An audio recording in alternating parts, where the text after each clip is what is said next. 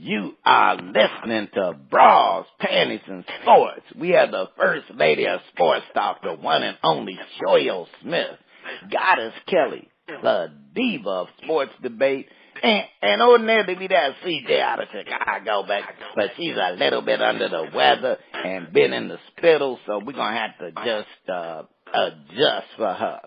Now, check out the music this week on Shout Out. We are featuring performances from N.K. Morton.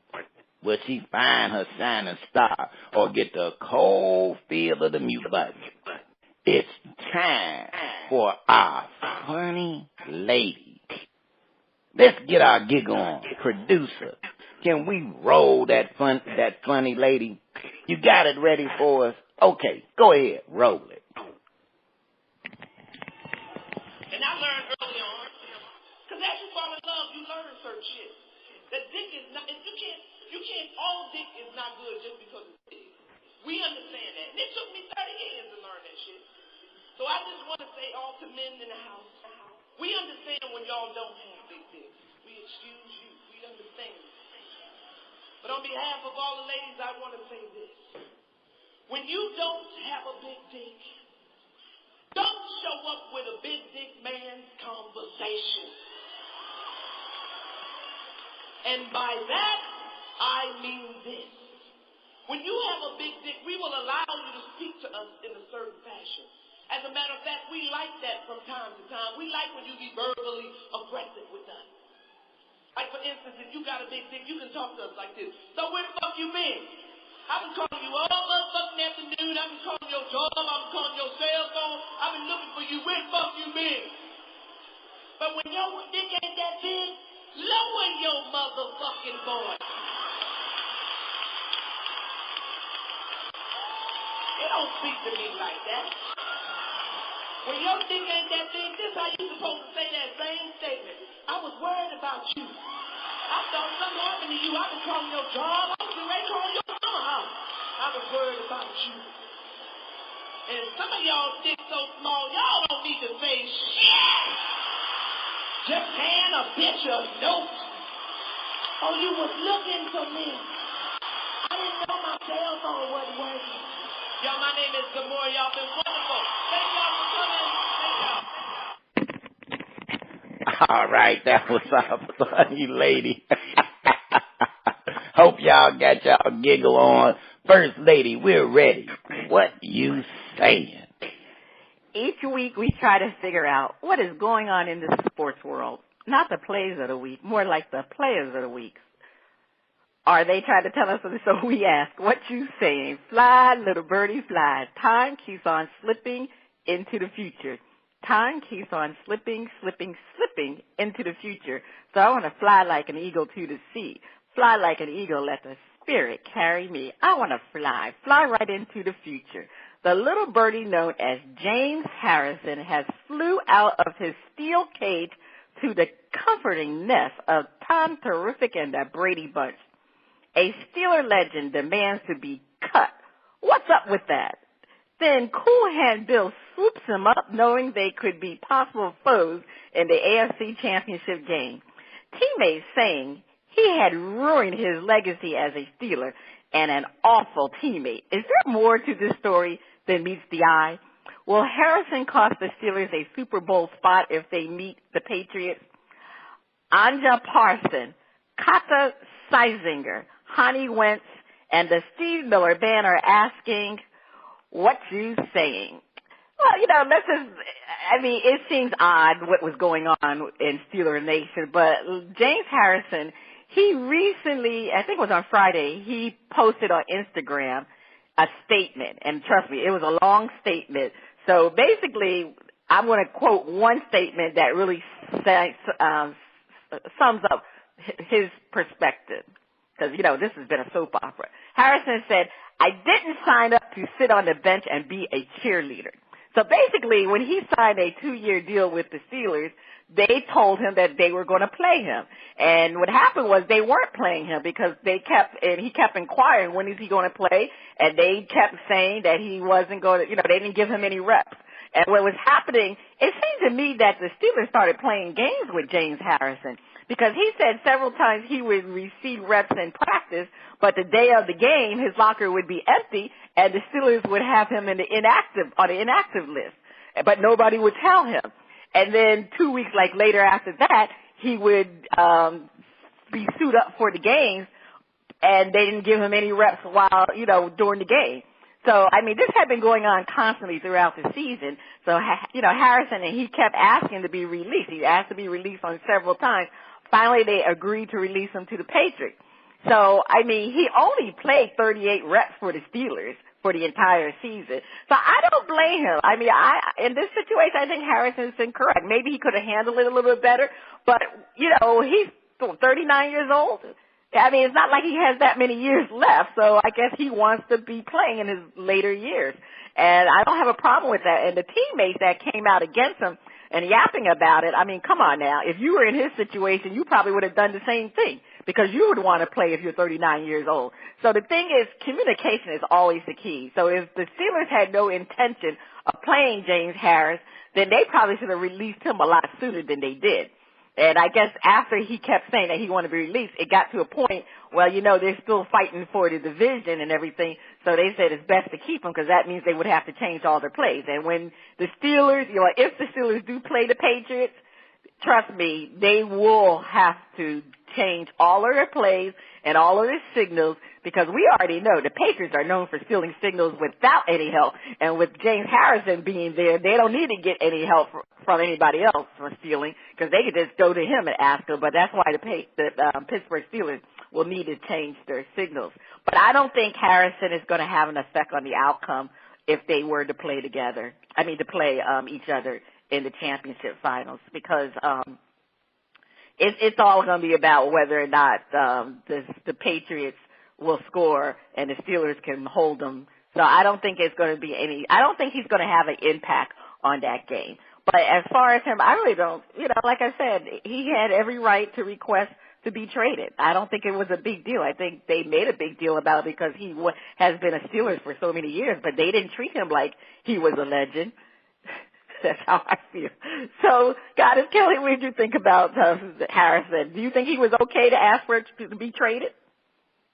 I mean, when you're that old and you have the desire to keep on playing and you don't feel like you're being used to your potential, I mean, absolutely, you should do what's best for you and your situation. But that being said, it has been a really weird year for the Steelers. I mean, they had the locker room issues early in the year with Antonio Brown and now this with James Harrison.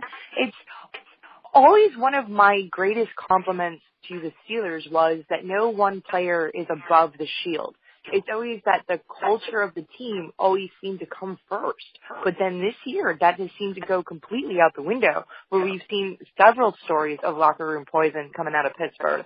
And now James Harrison's going out there with Tom Brady. I mean, what's the Patriots becoming? Are they becoming like the retirement home? They're like the Cleveland Cavaliers of football now. All these old guys going to play together trying to get one more championship. I mean, obviously, both teams are doing extremely well. Both teams started out a little slow, but I mean, no doubt we're going to see them together in the championship game. I think at this point, I think it's going to actually favor the Steelers. I think with all of this poison that they had in their locker room, I think they're going to come out with a vengeance, and they're going to be looking for blood when they face the Patriots in the AFC Championship, which, like I said, I do believe that is what we are going to see. And I favor the Steelers in this matchup. I think that Tom Brady, as well as he's been playing, I think that, his age is going to catch up with him in the playoffs. And, so I say good for him for going, doing what he wants to do, being able to still play. But, I mean, it's just weird for the Steelers, but go Pittsburgh anyway. I want an all-Pennsylvania Super Bowl.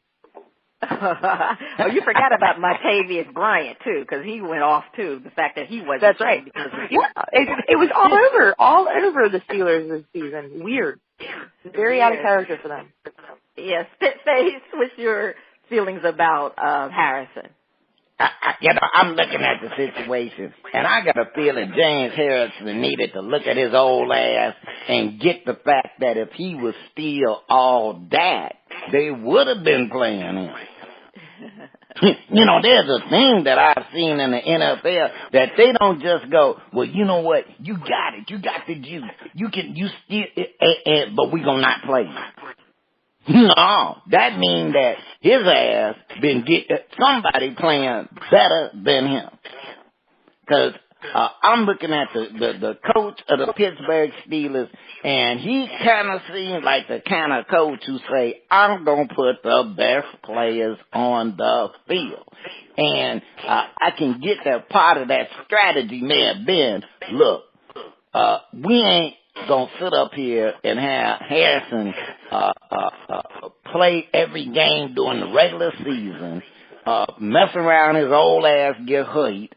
And then when we really could use his expertise in situations in the playoffs, he ain't available. The thing is, I think Harrison had well, if you a professional athlete making millions of dollars, your ego pretty much up there anyway. But I think his ego may have got to him, where he thought that, hey, look, you know, at 39, I can still do what I was doing at 29, and it just wasn't happening this year, and the coaches saw that. And I think there was an expectation that Harrison would say, you know what, I'm on the tail end of my career. They paying me the dollar. And my thing is to have the team win. Have the team win so that I can get another rank on my finger and go out with multiple Super Bowl wins. And, you know, and that would be part of my legacy. And I think that his inflated ass ego said, no, I should be every down. And it ain't like that. He ain't gonna play. The Patriots ain't gonna do that. He ain't gonna get a whole bunch of playing time with the Patriots. So, you know, he can dance a jig and do all of that and mess around and look at his Steelers go to the Super Bowl, and it'd be an all Pennsylvania thing.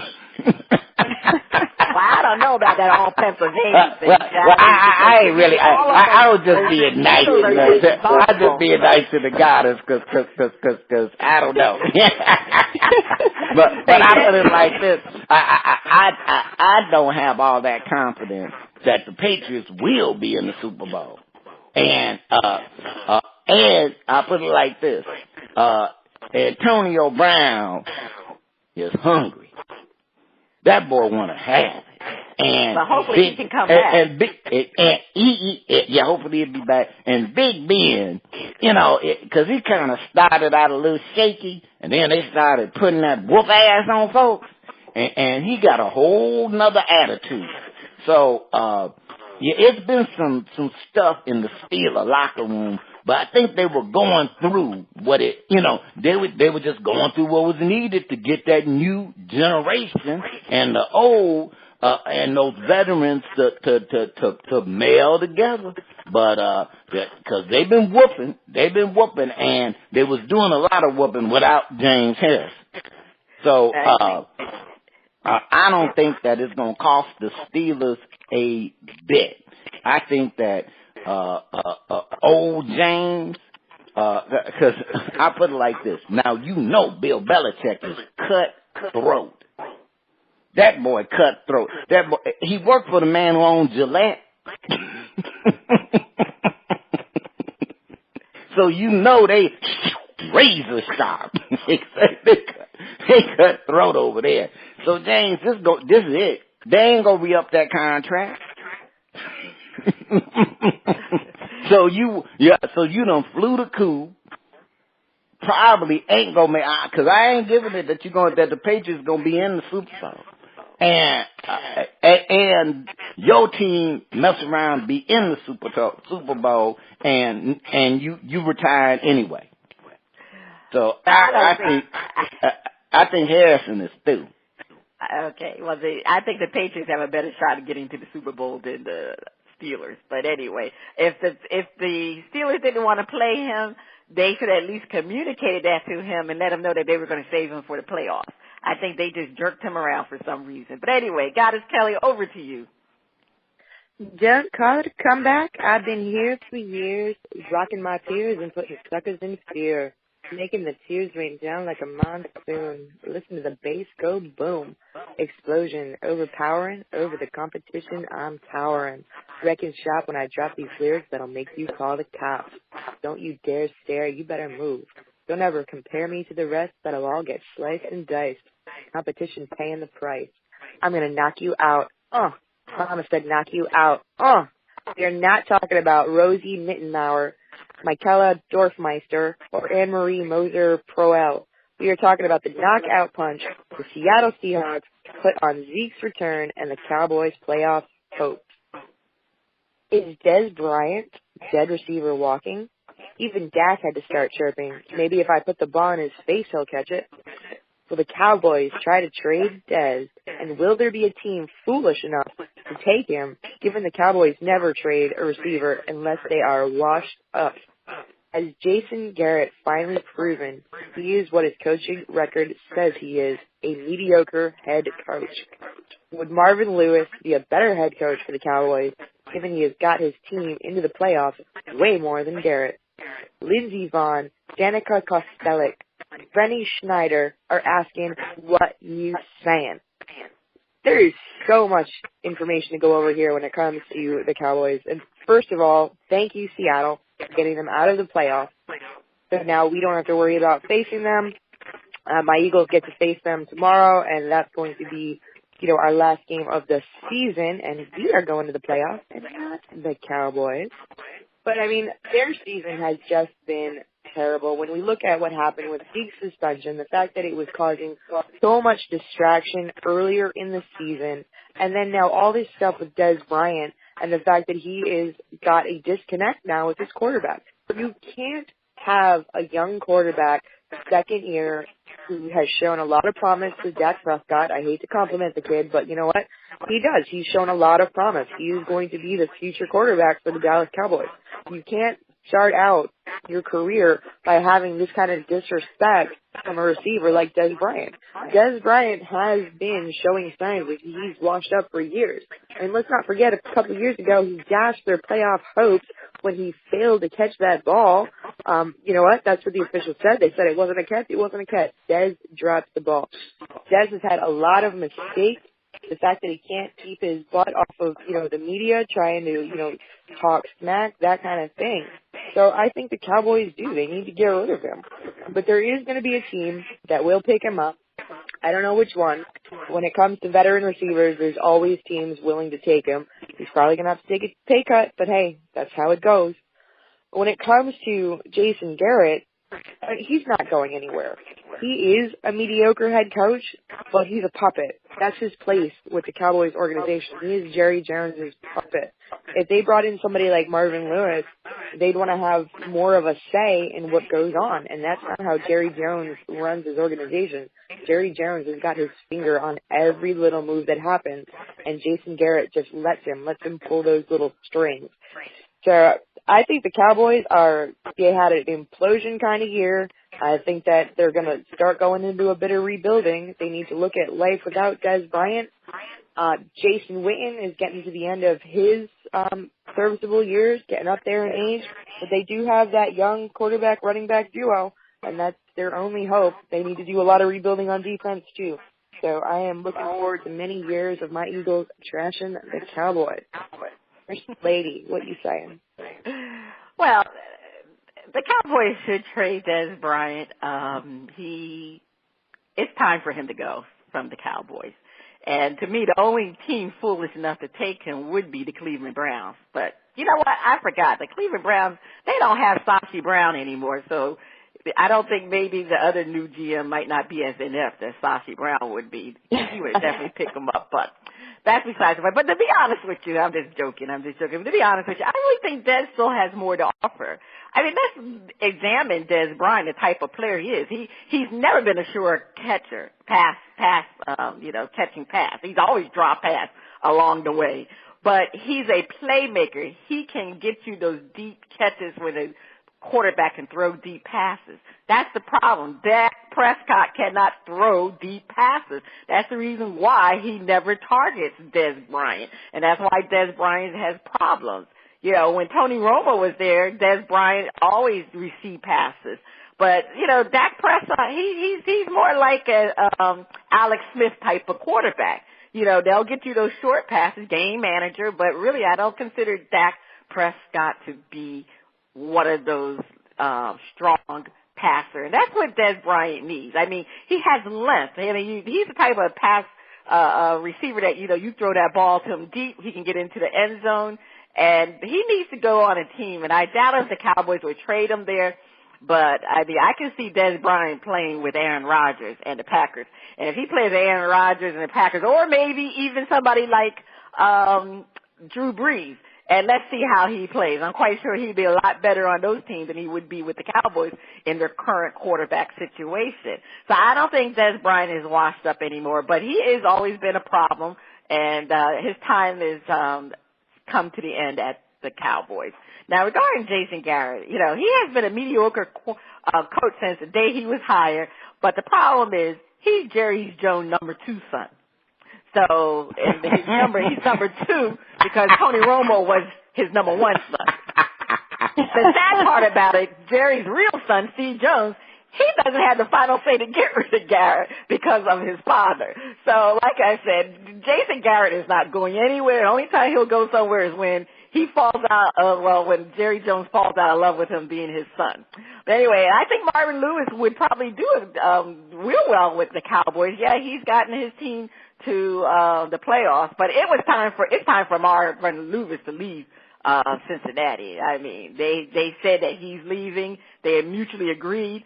They kind of denied the rumors, but we'll see on Monday because that's going to be Black Monday for the firing of all the coaches. But I think Jason Garrett, they said he wasn't qualified when he got the job. He shouldn't have been the number 1 pick anyway, but he's just been mediocre. I mean, what have the Cowboys done? I mean, they haven't done much. You say that again.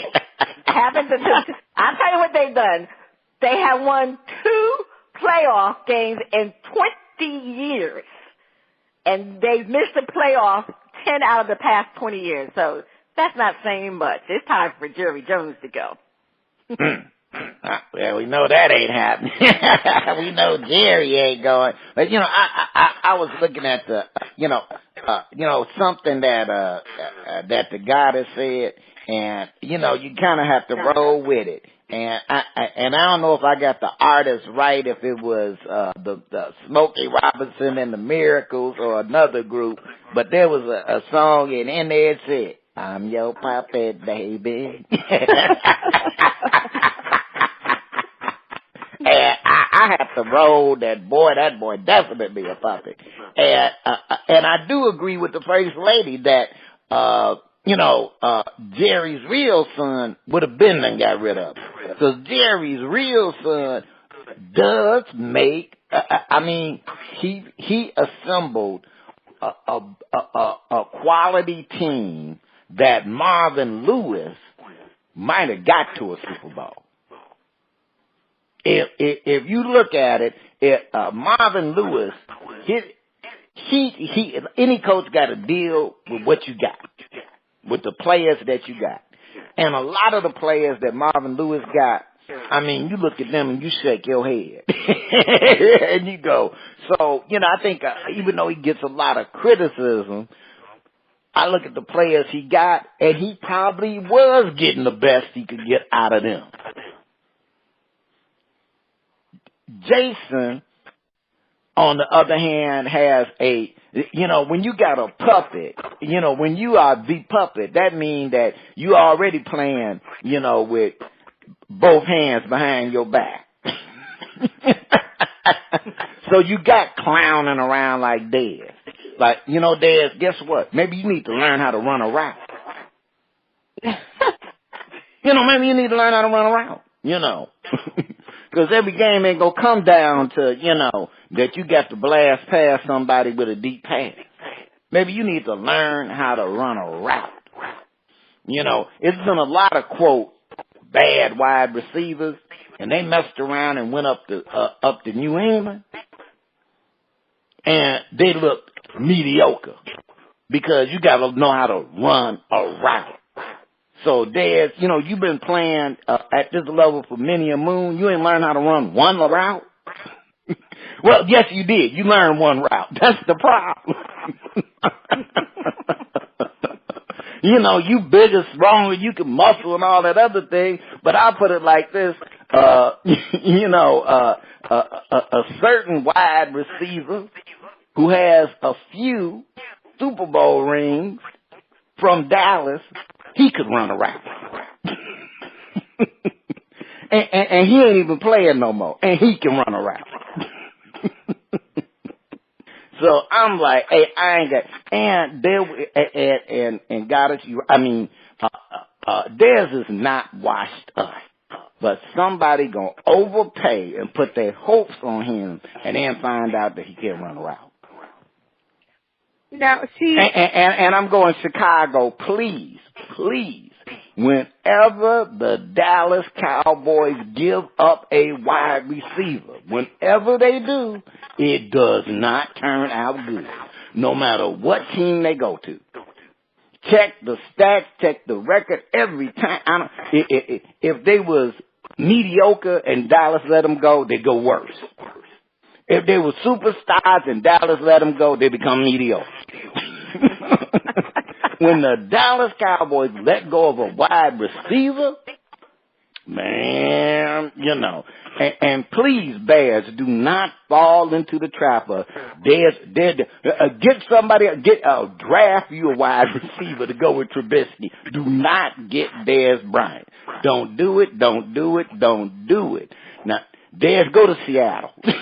Because there you ain't got to run a route. They got it because the quarterback just go get open. That's all he go, get open. I got you, dog. Get open. Now Dez can do that. Get open, Dez. I got you, dog. Go to Seattle. Any other team, and but we, as First Lady said, Jason Garrett ain't going nowhere.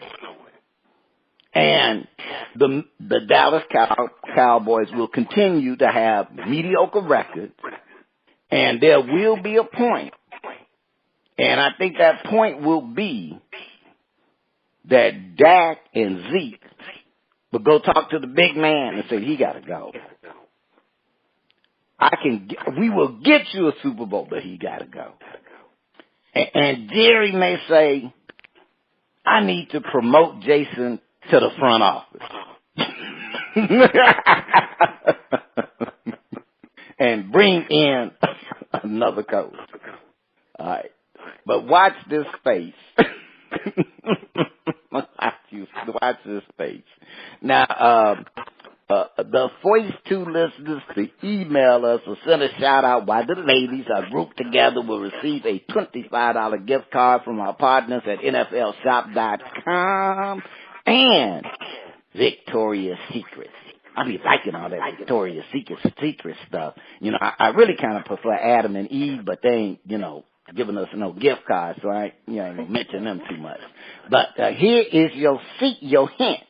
Here's your hint. Slopes. And I ain't talking about Cheryl slopes. Slopes. Stay tuned. Coming up next, we have a performance from N.K. Morton on the first part of Shout Out. Happy New Year, y'all. 2018.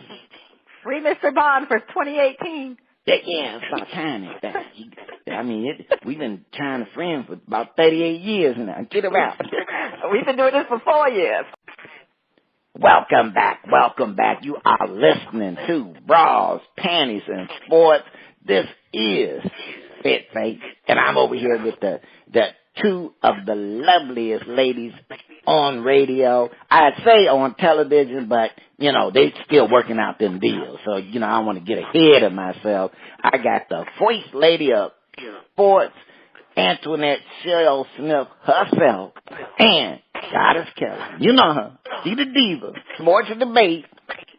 She got all them radio shows, got all them men tongues, dragging on the floor and everything. Ain't gonna help them. First Lady, I can't wait to hear the music from N.K. Morton. Over to you. On Shout Out, we feature new independent artists who are looking to find their shining star. If we like what we hear, we'll give the track a shout out. If we don't like it, we hit the mute. Today we have music from N.K. Morton. And DJ, let's hear Legacy.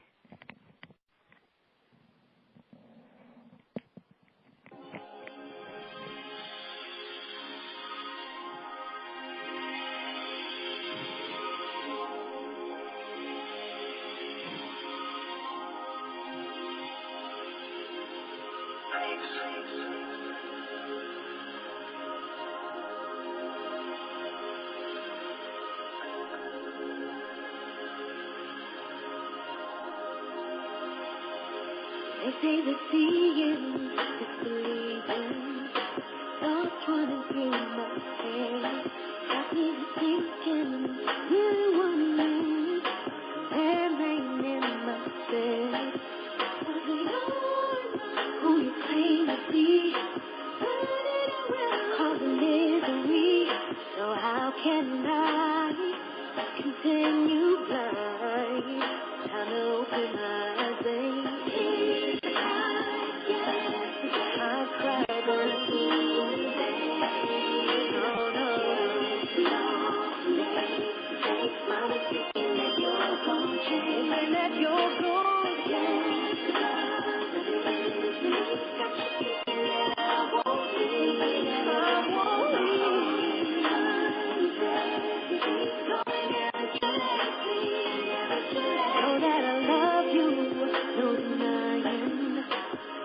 That'll always be. You got me thinking, really wondering, your heart still rests with me. Say they won't do it again. I wanna believe you, but common sense says I wanna take the blame. I need you to see the tears. I want you to try again. You're my pleasure. For you I gave up. Wanted to love you, but I cannot continue to love you blind. Not gonna be in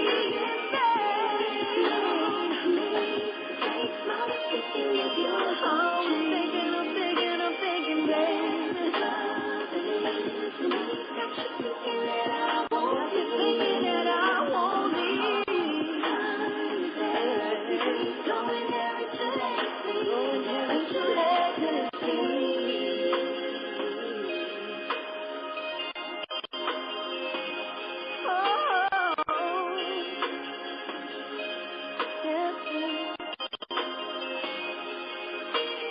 All the stuff you've been wasting, where you love to playing.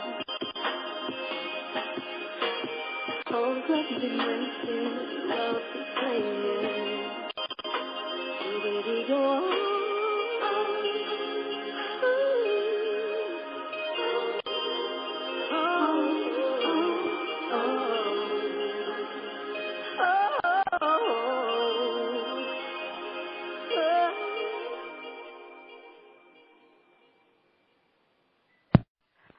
Okay, that's N.K. Morton. All right, let's go to the panel and see what they think.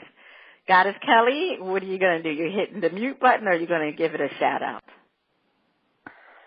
I am hitting the mute button, but there's a tiny little bit of a yo in there, but it was not for me. I didn't like the style at all, but out of all that kind of boring music that we've heard throughout all of these shows that we've done, I think hers had better production value than a lot of the other ones. So I still absolutely hated the song, but I give her a yo for production value. Okay. Spitface, you giving her a shout out, you're hitting the mute also. I'm giving her well, she got a yo. She didn't get the mute.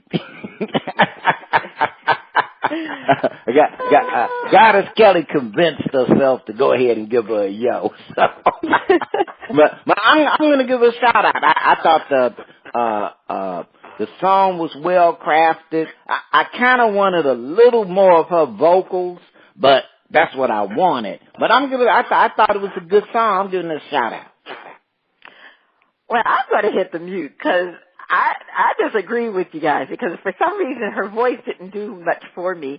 To me, she almost sounded like she was singing out of tune a little bit. I wasn't feeling the connection there. So usually I don't really give too many mute buttons, but that one I have to give the mute. All right, I just have to. N.K. Morton she'll be on part 2 of Shout Out, and we'll have another performance from her. She sounds like a law firm, N.K. Morton. But anyway. Is that the sound of our favorite underwater friend? Is it time for Flip It?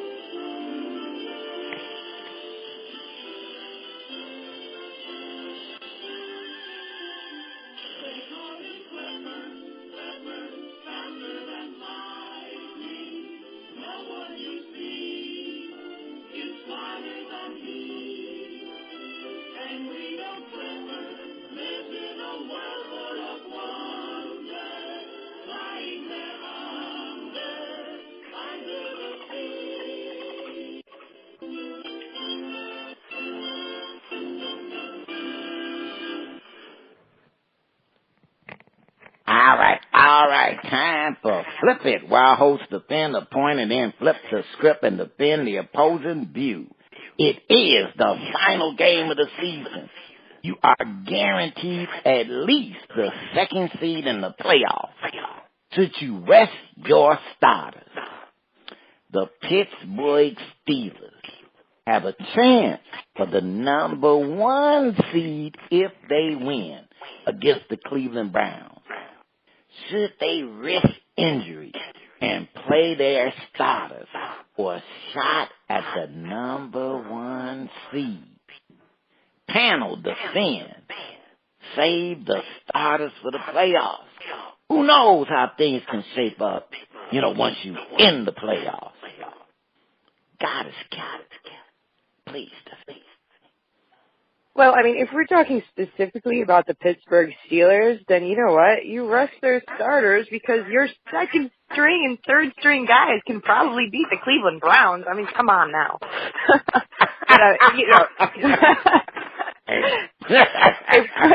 If we're talking just in general and not this specific scenario, though, but that's what you should do. You should rest the starters. These guys have been fighting hard all season long. They need that time to rest, heal up their bodies, get any nagging little injuries that might not have been reported, get those ironed out, get their heads in the game. If you're already guaranteed to be a 2nd seed in the playoffs, there is no reason to risk your big guys with all of the injuries we've seen this season. I can't even list them all. There's been so many injuries just on my team alone.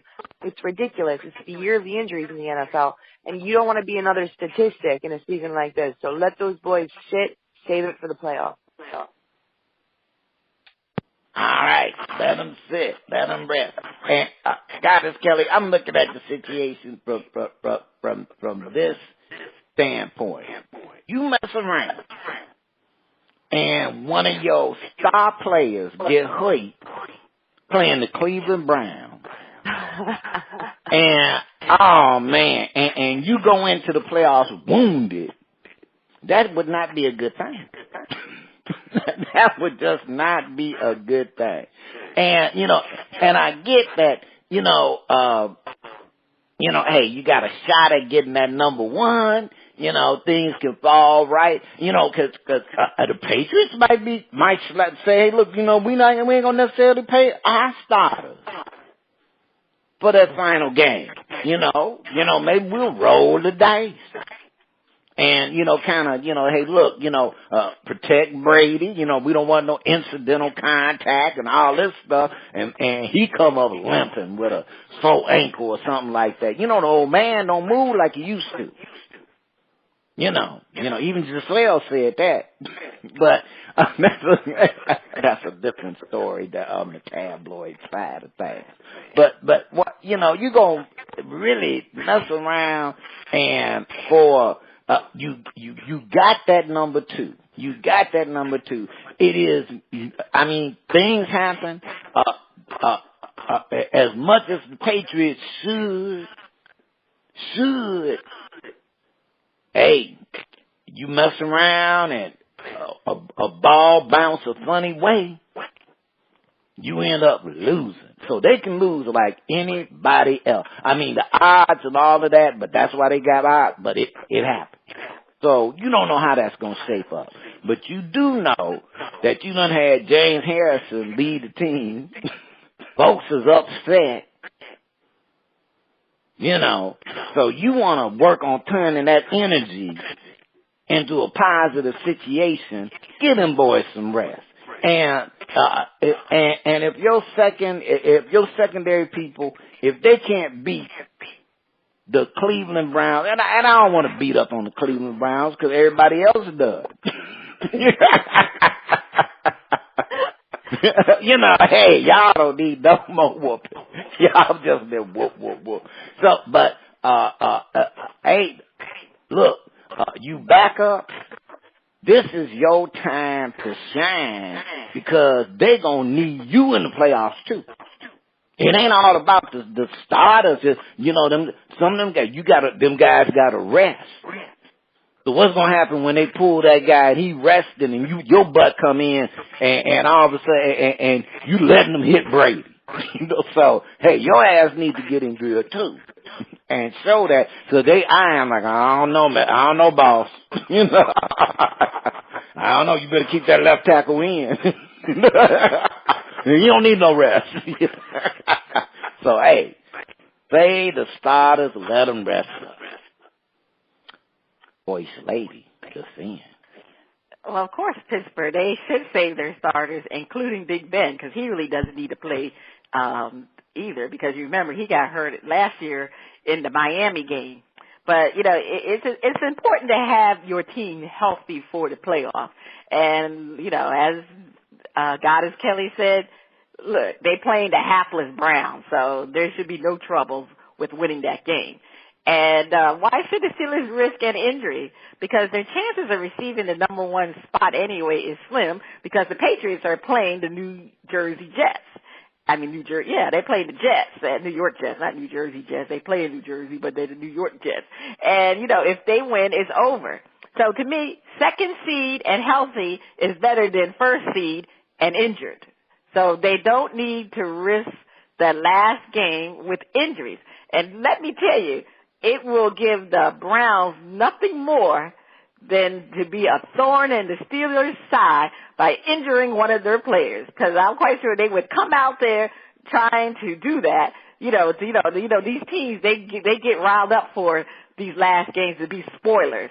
So it doesn't make sense for the Steelers to put their number 1 team out there. They got to save that team for the playoffs because they got a bigger goal in mind, not just to beat the Browns. They got to get to the Super Bowl.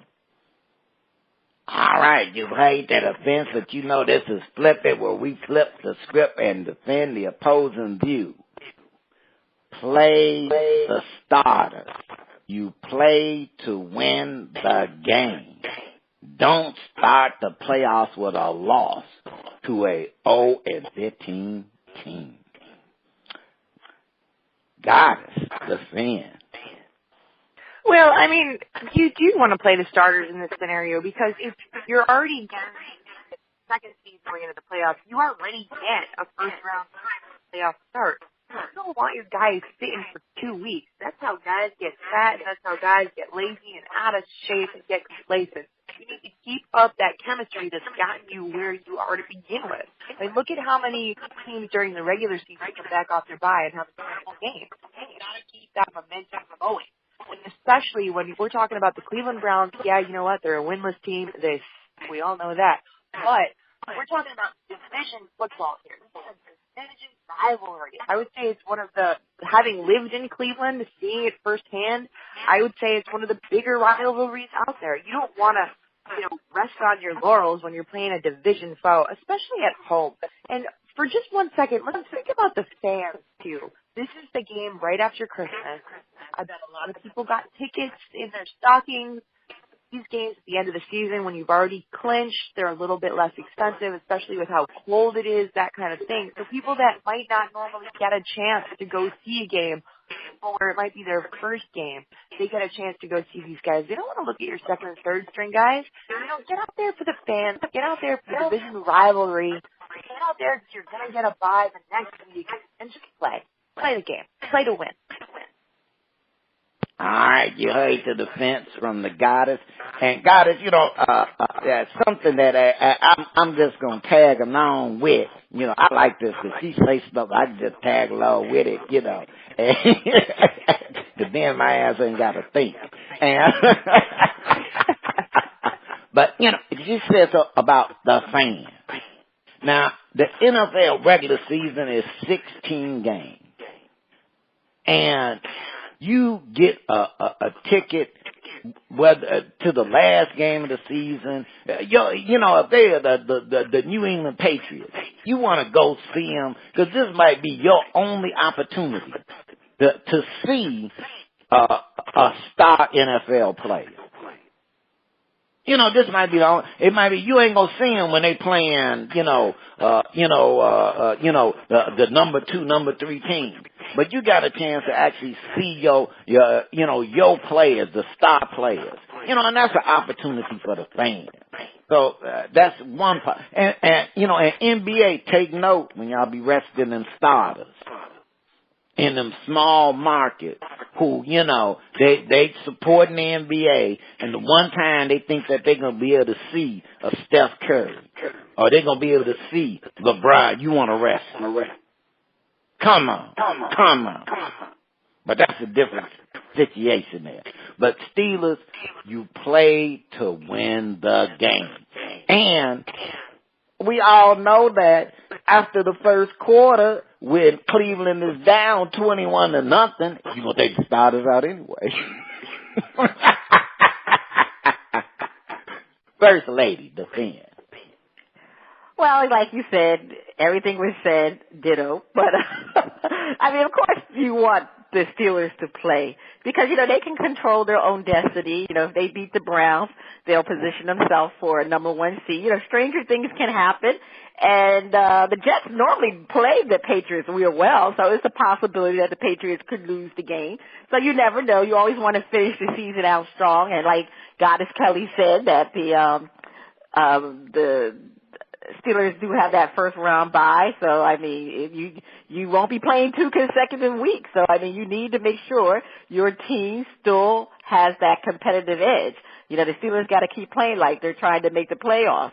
And the main reason is you don't want to be the only team this season to lose to the Cleveland Browns. You don't want that on your record. That's just a bad taste in your mouth going into the playoffs that you lost to the Cleveland Browns. You could look at it as incentive. Y'all ain't proved nothing. You let the Browns beat you. Shape up. We want, but, I put it like this. They probably go and have a drink over that one. But one last thing, I just got to say this. No team wants to win because the other team let them have it.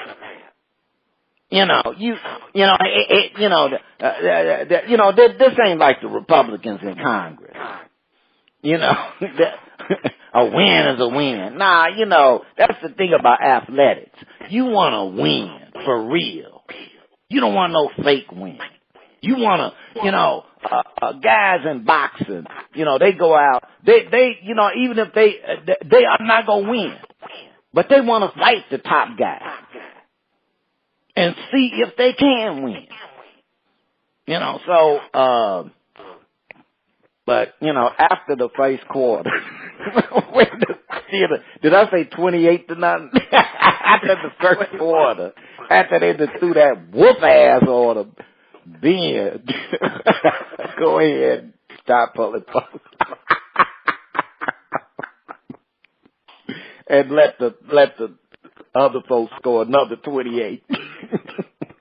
Now, stay tuned. Up next, the funnies and our favorite underwater friend on Flip It Part 2. See, this is what happens when CJ is around. I get to talk about it. Welcome back. You are still listening to Bras, Panties, and Sports. And it is time for the funnies. So, Sick Face, over to you. All right, I think we got something for you ladies in the panel. And a California couple. I love technology stories. I do. I'm a technology kind of guy. And, going into 2018, I'm going to tell y'all, I don't care if you granny or the baby. Get your technology together. Now, if you're a coal miner, up in one of them coal mining in the States and stuff, do not believe that bullshit that the job is coming back. Learn some technology. Get skilled at building them big-ass fans that they put in the water. It pay good, and you in water, so you ain't going to get dirty. Your old lady will appreciate it. But I love technology stuff. California couple use drone to deliver drugs, the popos say. Now, they just saying this.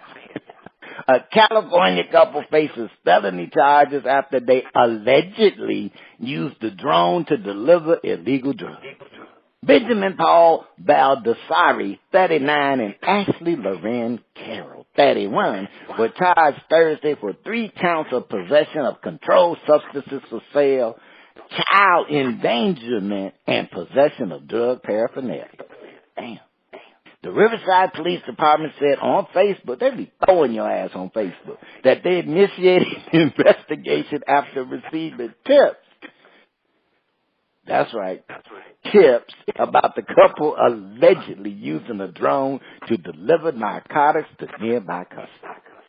The Riverside Police Department said they then observed a drone leave the rear yard of the couple's Riverside, California residence and then fly to a nearby parking lot where it dropped a small package of narcotics, which were recovered by awaiting customers.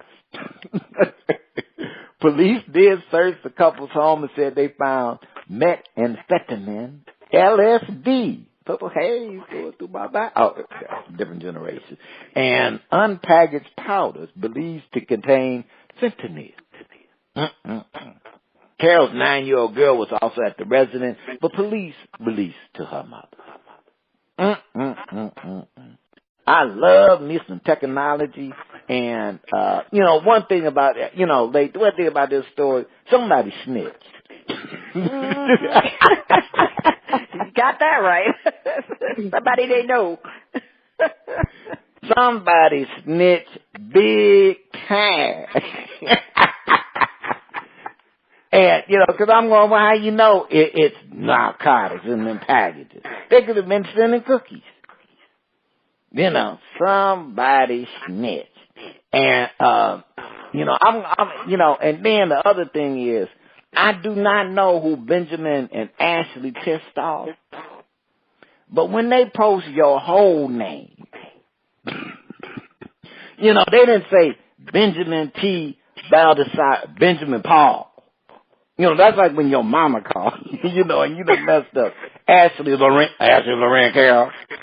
So I don't know. I think that,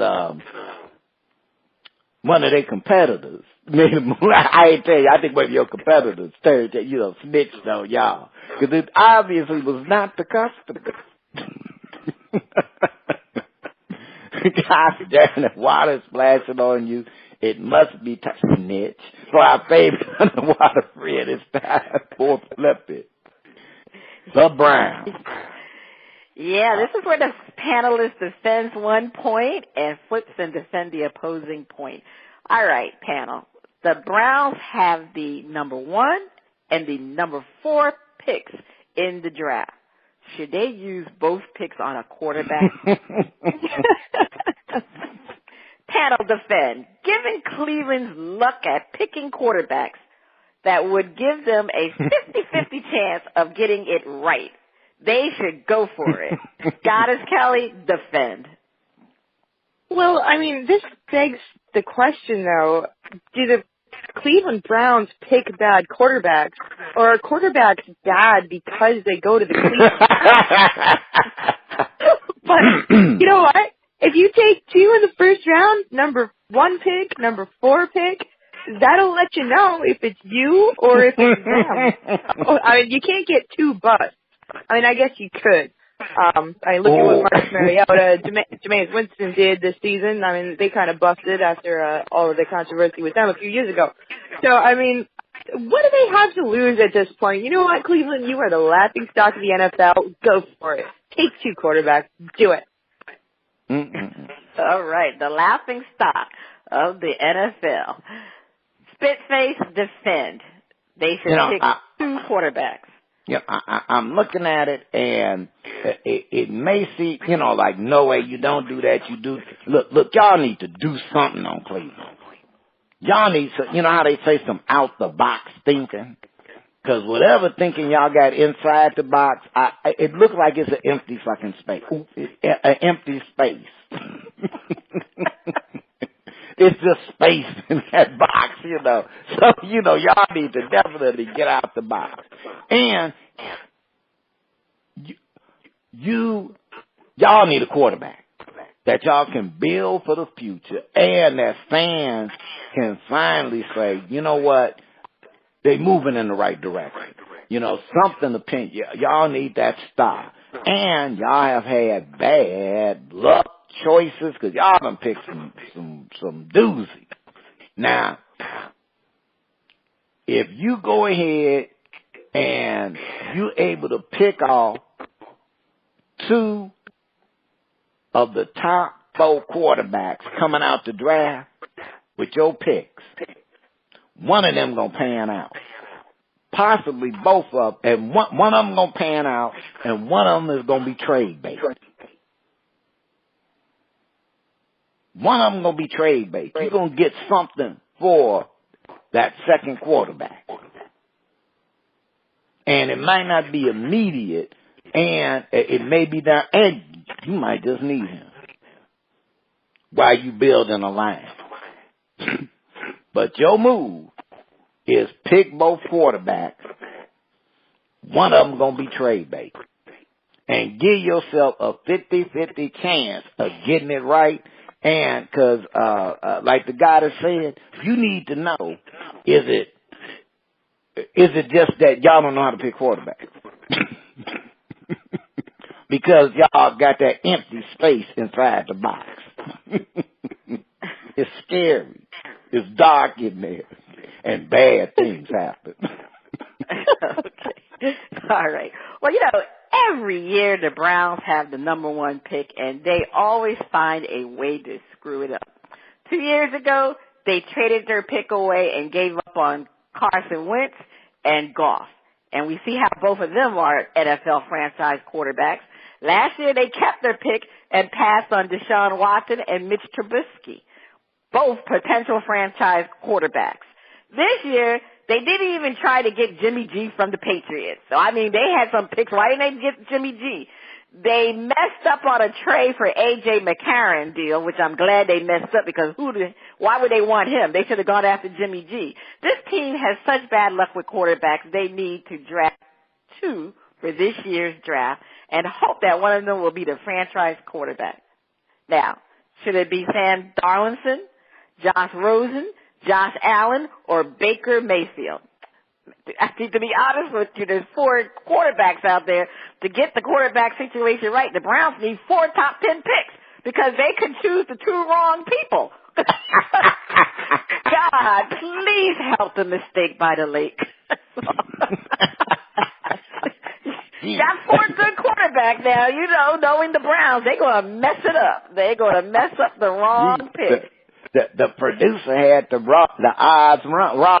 He said they'd have a 1 in 4 chance, not 50-50, even with 2 picks. That's right. They can mess up and they can pick those 2 wrong ones. But anyway, all right, this is where we flip the script and we defend the opposing part. Panel, defend. Picking 2 quarterbacks first round would be insane, even for the Browns. No way. Goddess Kelly, let me go to Spitface. Spitface, defend. I'm looking at this and it makes no sense to pick 2 QBs for the Browns. That would just show even more their ineptitude and desperation. There are 4 good quarterbacks coming out of college. Now, what the Browns need to simply do is go with the other 31 teams in the NFL who they would have picked at number 1. Whoever is the consensus, pick him. Then that other pick you got, whoever is the biggest, fastest, strongest offensive lineman, pick him. So you got somebody you got that one guy who's going to protect him because he's going to need it while you building a real line.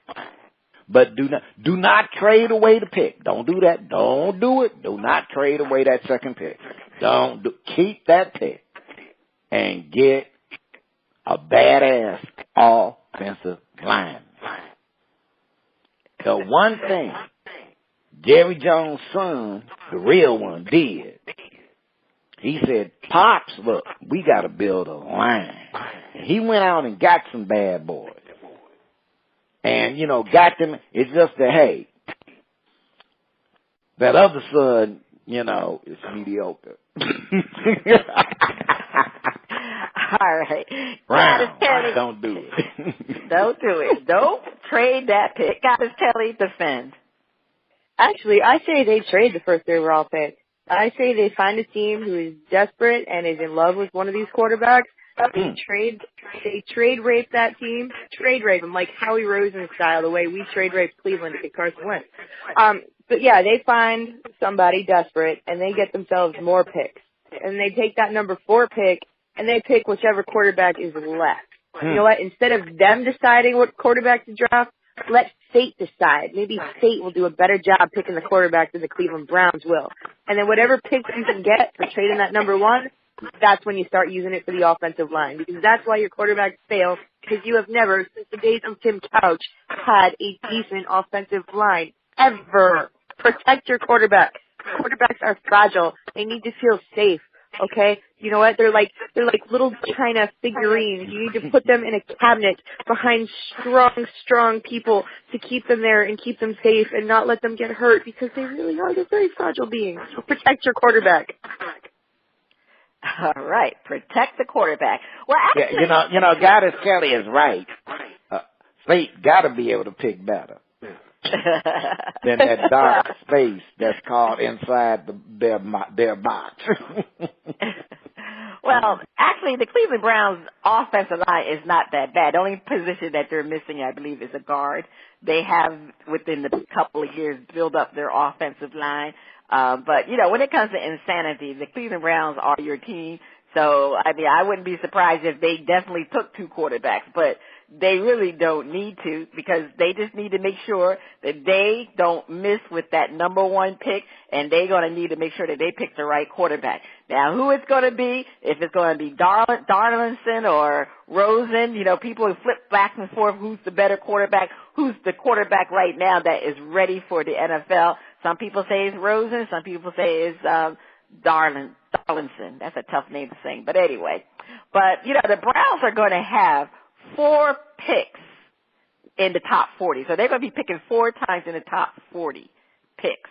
And, again, like I said, that quarterback is a number 1 option. But the second option, they need a running back because, what's his name, Isaiah Crowell, he's a free agent. So they need some offensive help. Now, the good thing about it, Josh Gordon if he continues to stay clean, he's going to be there. He's a great receiver. And that quarterback will have somebody to pass to. But also, they need a running back. I know Duke Johnson is still on the team, but they need a second back. So they need to get a running back. Also, they do need another, I think, like I said, they need a guard play for the offensive line. They just need one position. So this is an important draft for the Browns. This is a draft that can really decide whether or not this team will be an aptitude for years to come, or if they're going to finally turn the corner. And they better choose wisely, because this depends on this team's future. Because I'm tired, and everybody's tired of this team being the mistake by the lake. They need to try to do something, because it's sad for the Cleveland team. I just feel so sorry for them. Some fans are really number one fans, and they really stick with their Cleveland Browns. But my goodness, they have just been so inept for years, and it just needs to stop. Needs to stop. Well, Goddess Kelli, over to you for some good taste in jambalaya. Oh, thank goodness it is time for jambalaya, because I don't know about you guys, but I am absolutely starving this morning. So I have got a real special mix for you guys today. Here it is. I was going to quit all my bad habits for the new year, but then I remembered that nobody likes a quitter. So I would like to know, how does this quote relate to Dallas Cowboys fans? And you know what? Since I'm so hungry, I'm going first. When it comes to Dallas Cowboys fans, they have got so many different bad habits. The fact that they start talking about, they got rings, though. They got rings. They got Super Bowl rings. You know what? Your team hasn't done anything since the 90s. Get over it. But you know what? Nobody likes a quitter. Keep thinking your team is good. Just keep going with it. They are also one of the biggest bandwagon teams around there. If you find a Dallas Cowboys fan that's not in Texas, half of them haven't even been to Dallas. So you know what? Go visit your team. They like that. They like people to go visit. Go to the city. I can't even talk about Dallas Cowboys fans. They just piss me off so freaking much. But you know what? It's all fuel to keep making fun of them. And that's what little division rivalry trash talk is all about. So Dallas Cowboys fans, keep all those annoying, obnoxious things you do so people like me and the rest of us rational NFC East fans can continue to make fun of you. First Lady, what do you think? Well, when I saw that quote, this is what I think. I think the Cowboy fans are never quitters. They are relentless in believing their team will win a championship. You always talk about them obnoxious Cowboy fans. They think they're the best. They're going to win a championship. Every year when they are not in the playoffs, they say, we're going to win a championship this year. We're going to win a championship this year. Even though, like I said earlier, in the last 20 years, they won two playoff games and have only been to the playoffs 10 times in 20 years. The one thing that these fans need to do, they need to quit their habit of rooting for the Cowboys, who are not America's team. That's right. Stiffy, get over here and take a bite of this jambalaya. It's been spicy this morning. And, but First Lady, I dare say that the Dallas Cowboys are America's team. Ooh, they are America's team for this one reason. Because they got 50 states that don't like their ass. We could all come together, we could all, Republican, Democrat, black, white, brown, we all come together. When it comes to the Dallas Cowboys, we don't all come together with the Patriots. We don't all come together with Seattle, But when it comes to Dallas, all 50 states unite. And notice I said all 50 states. I didn't say 49. You But, included Texas in there, too. yeah, I include that state, too. They ain't their ass, too. Why you think they got a team called the Texans? So, you know, so, and I have come to realize, you know, in my spiritual journey, and then, see, you know, you should recognize some things when you're in your spiritual journey. And one of the things you recognize is a cult. And they got symptoms of cult. And, you know, once you get reeled in, you know, and, you know, the high priest, Jerry Jones, starts dictating, you know, you follow the program.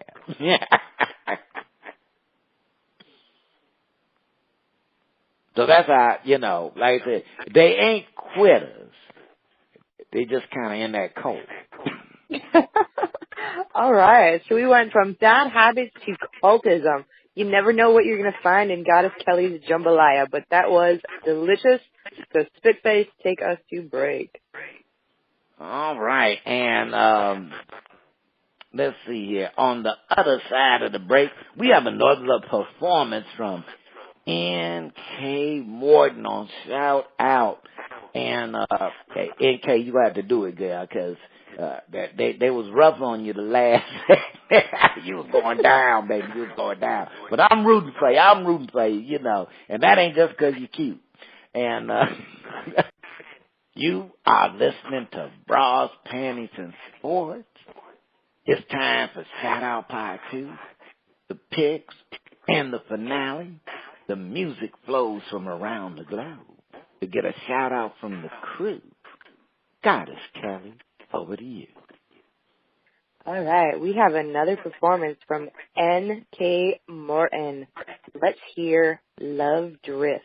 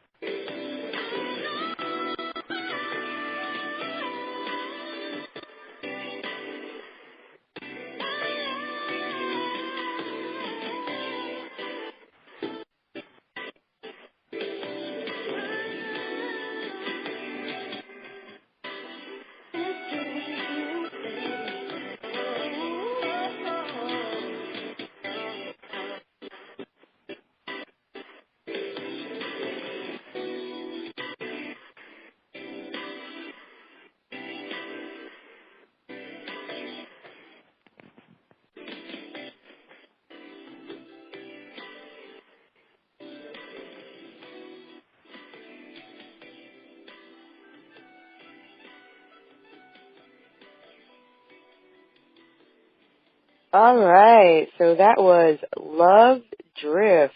Is the track getting a shout out or the mute button? And you know what? That song had me love drifting to sleep. I need to go jump out into a snow drift and wake myself up after that. And it's not that she's got a bad voice, because she has a really nice voice. It's just so generic and boring. It's like the world's longest elevator ride. That's the kind of music I imagine in the elevator ride to hell. Because if I had to listen to it for, however many floors it takes to get down to hell, I'd be ready to be there because, oh my God, it's just boring. And I need a nap now. First Lady, what do you think of it? Well, Goddess Kelly. Now, I didn't give her a shout out on the first song, but I actually like this song. You must be don't like love music, Goddess Kelly, because, they are slow songs.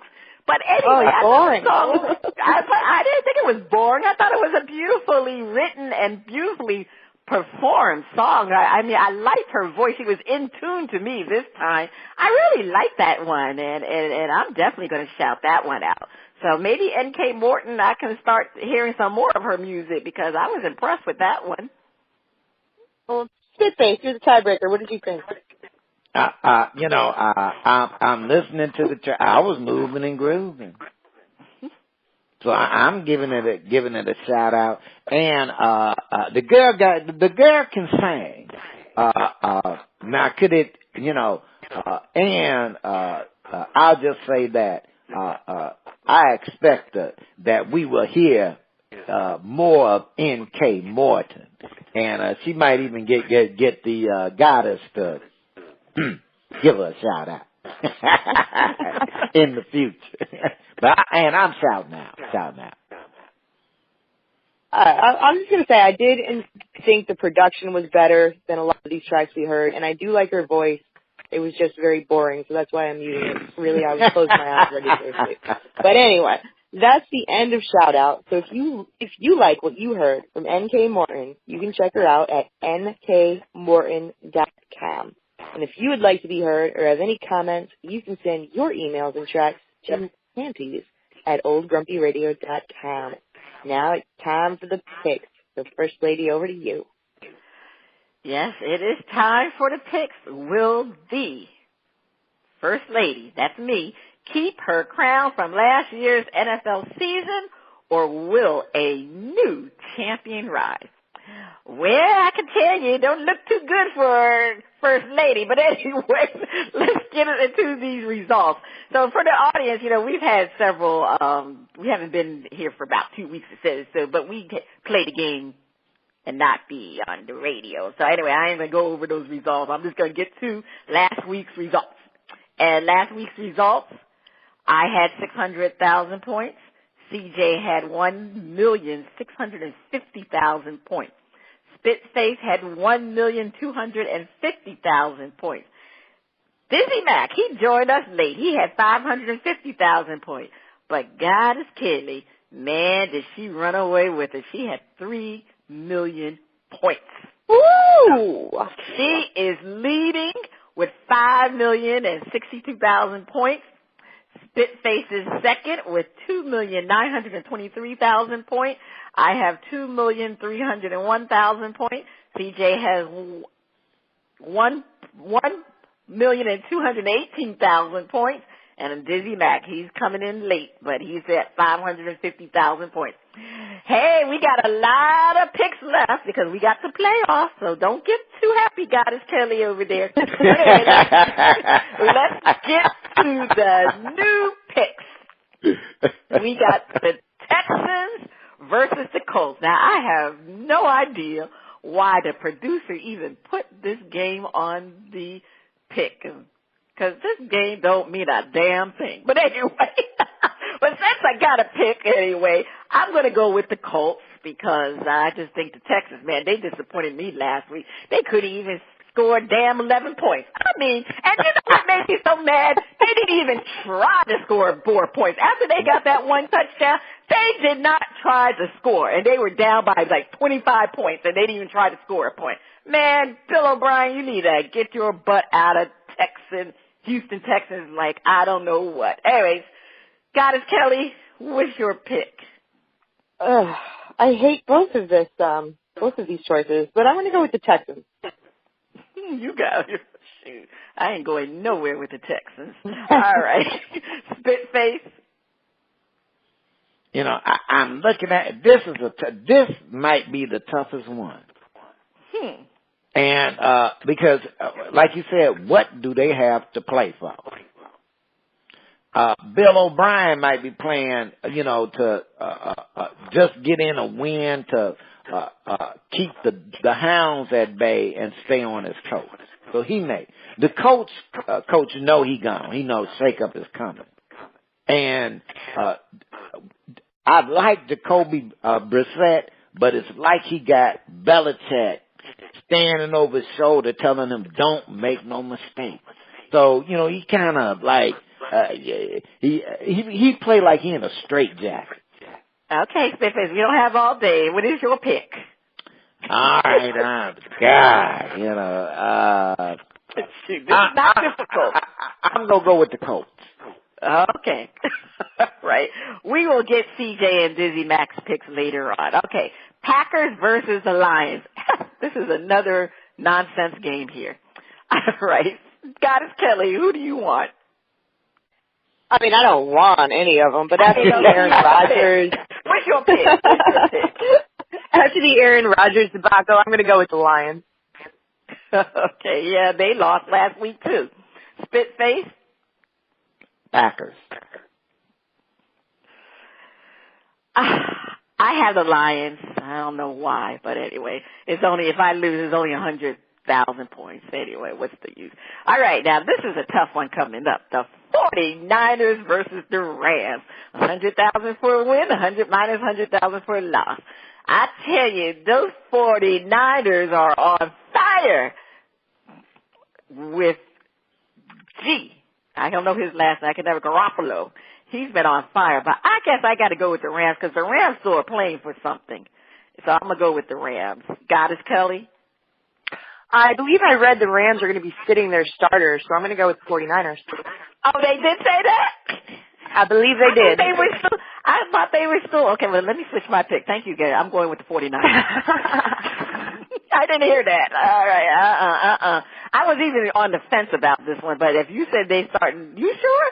Anyway, you said, okay. I read it. I don't know if it was fake news or what, but I did read that they're sitting the starters. I thought the Rams were still playing for something. But anyway, spit face, who you going with?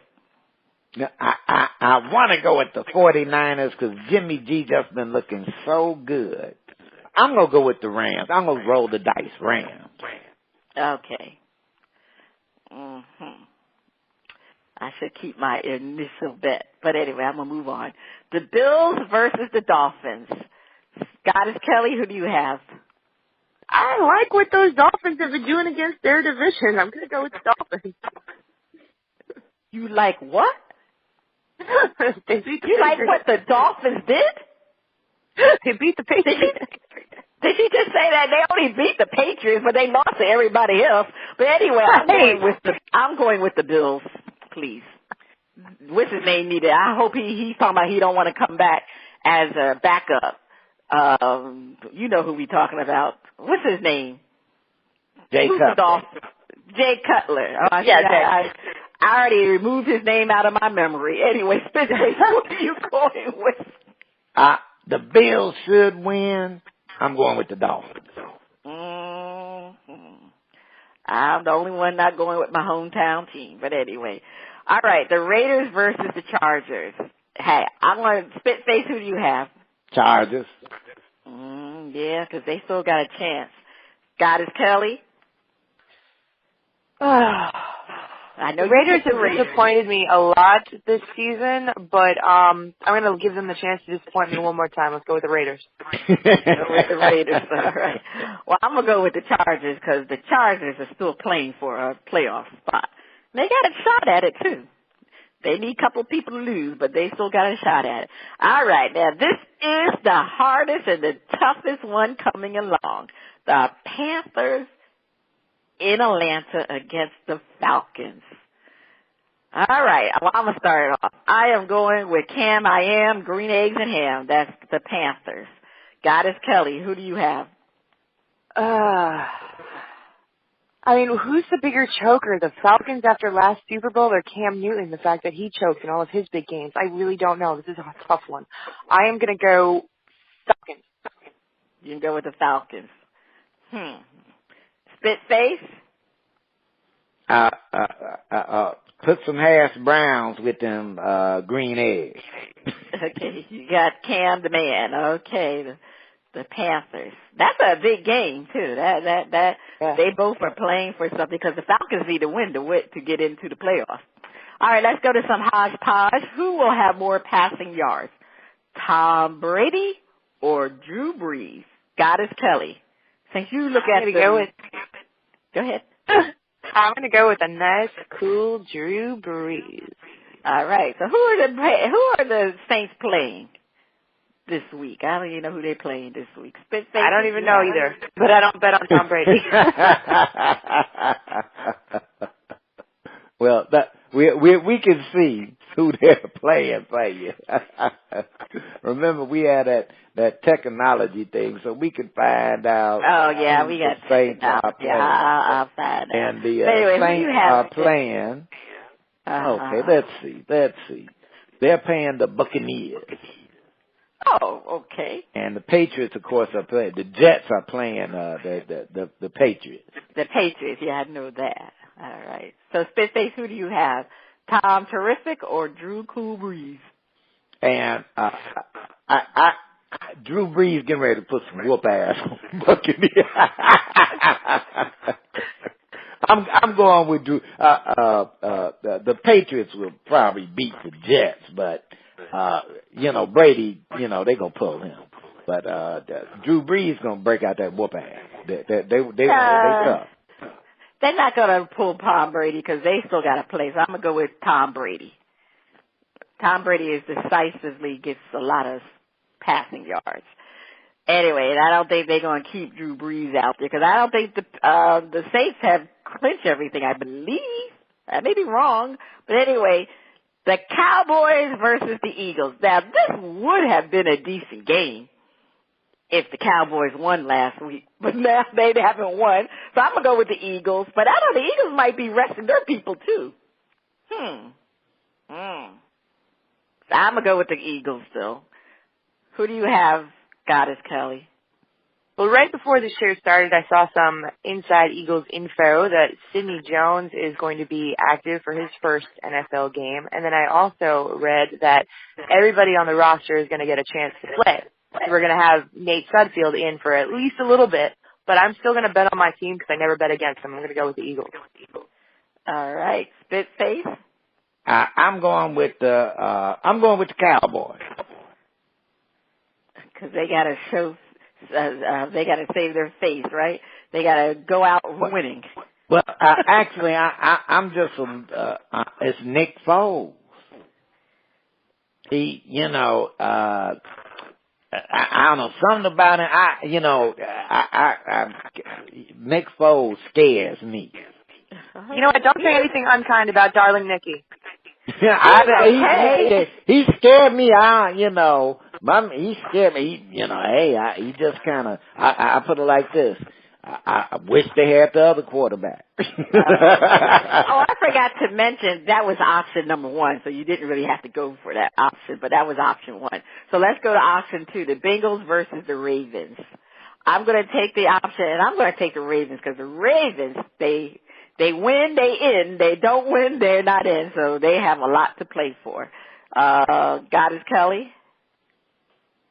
One thing I never learned at the casinos was how to quit when I'm ahead. So I am also going to go with the Ravens. Okay. Bitface? Bengals. You going with the Bengals? All right. Okay. I need to switch some of my answers anyway, but that's all right. All right, so anyway, let's move along. We'll see how we do. I know Goddess Kelly, she is up there happy because she's just running away with it so far. All right, it's time for our outrageous predictions where the panels make their outrageous prediction and a 2018 sports resolution. All right, Goddess Kelly, you're first. All right, my outrageous prediction is Nick Foles is going to repeat his amazing performance from a few years ago and throw 7 touchdowns in one game against the Cowboys. And my 2018 sports resolution is to start writing more. I kind of took a little bit of a writing hiatus. I do have an interview with a real good kid coming out of a Division II school, going to be going into the draft this coming year. So that's my resolution, to do more interviews and start building up some of these unknown kids a little more. Oh, that's nice. And Spitface? My outrageous prediction is that the coach of the Texans will stay and the GM will get the boot. The GM. And so why you got to get rid of the black guy? Why you got to get rid of the black guy? The reason is the owner made the comment about the slaves or the inmates. And I mean, there was some dissent on the team already, and he was able to control that so that the players ain't got no problem with the coach, when it could have been a problem with everything. So I just think that he has he has kept them in the playoffs without any type of quality quarterback. But the GM is starting to look a little suspect to me. Bringing in, what was his name up in Denver, overpaying quarterbacks who ain't crap. So, but that's my prediction. Is that the GM will get the boot and the coach will stay for the Texans. And my 2018 sports resolution is to at least watch some part of the Winter Olympics. Okay, that's a good one.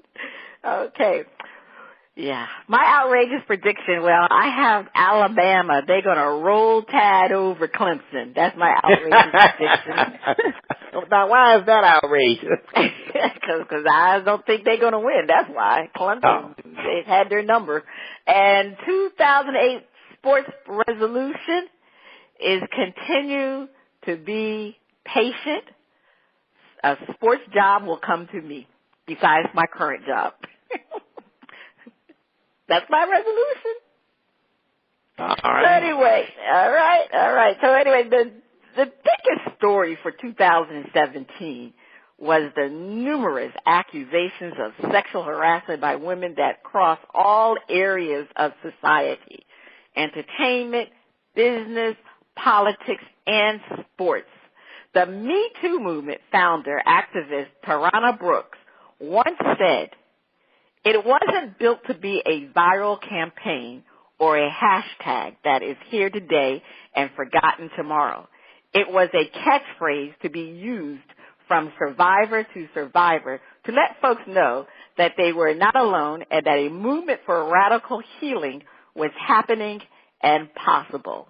And you know what? We'll continue to salute the women and men that fight against sexual harassment. Spitface? All right, guys. I know it's some folks who, they, some brothers, every time we hear another story, we start cringing. And, but the main reason we start cringing is that we know that this don't happen in no vacuum. And that males know it be happening and don't speak out. Do not be leaving these women out alone like you don't know. It could be your daughter, your wife, your mama. And have a happy new year. Okay. 2018. 2018, that's going to be different. Goddess Kelly, how can listeners check out your other broadcasts?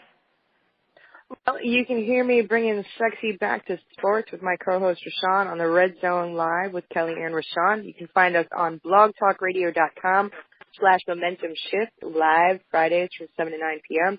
You can also check us out on demand on our sponsor website, goingfor2.com. You can also check me out on a bunch of guest spots. I'm kind of all over the place. I just spread myself out there. You can find me on social media on Twitter at KELLIERUTTAR. Same thing on Facebook. My name's spelled weird. I'll spell it one more time. KELLIERUTTAR. Happy 2018. All right. Well, you can check CJ out on Facebook, Savor. You can check me out on Twitter at Cheryl Smith, at First Lady of Sports.